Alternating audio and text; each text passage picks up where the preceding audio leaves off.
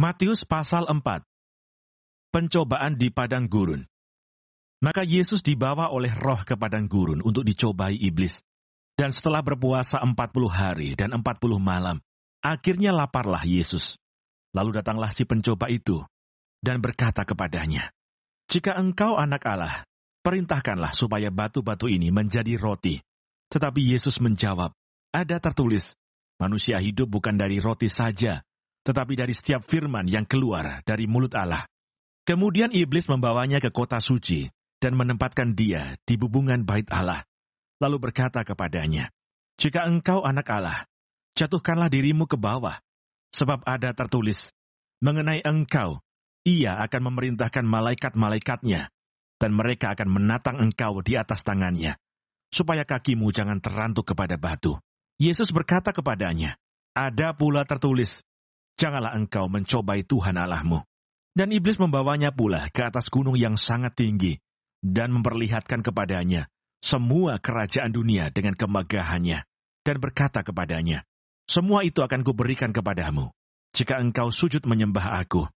Maka berkatalah Yesus kepadanya, "Enyahlah iblis, sebab ada tertulis, engkau harus menyembah Tuhan Allahmu, dan hanya kepada Dia sajalah engkau berbakti."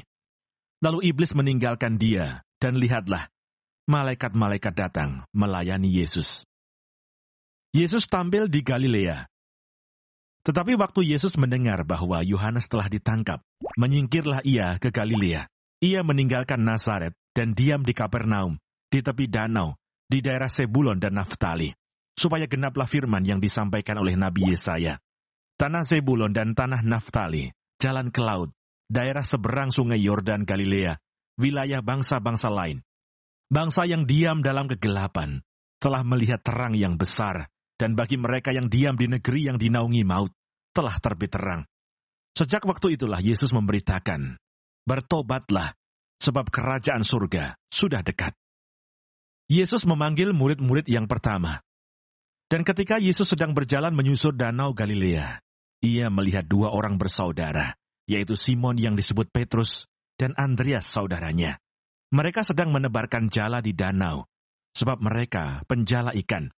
Yesus berkata kepada mereka, "Mari, ikutlah aku, dan kamu akan kujadikan penjala manusia." Lalu mereka pun segera meninggalkan jalannya dan mengikuti dia.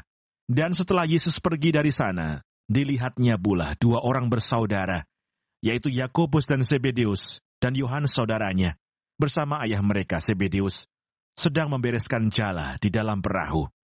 Yesus memanggil mereka, dan mereka segera meninggalkan perahu serta ayahnya, lalu mengikuti dia. Yesus mengajar dan menyembuhkan banyak orang. Yesus pun berkeliling di seluruh Galilea. Ia mengajar dalam rumah-rumah ibadat dan memberitakan Injil Kerajaan Allah, serta melenyapkan segala penyakit dan kelemahan di antara bangsa itu. Maka tersiarlah berita tentang dia di seluruh Syria, dan dibawalah kepadanya semua orang yang buruk keadaannya, yang menderita pelbagai penyakit dan sengsara, yang kerasukan, yang sakit ayan, dan yang lumpuh. Lalu Yesus menyembuhkan mereka. Maka orang banyak berbondong-bondong mengikuti dia. Mereka datang dari Galilea dan dari Dekapolis, dari Yerusalem dan dari Yudea dan dari seberang Yordan.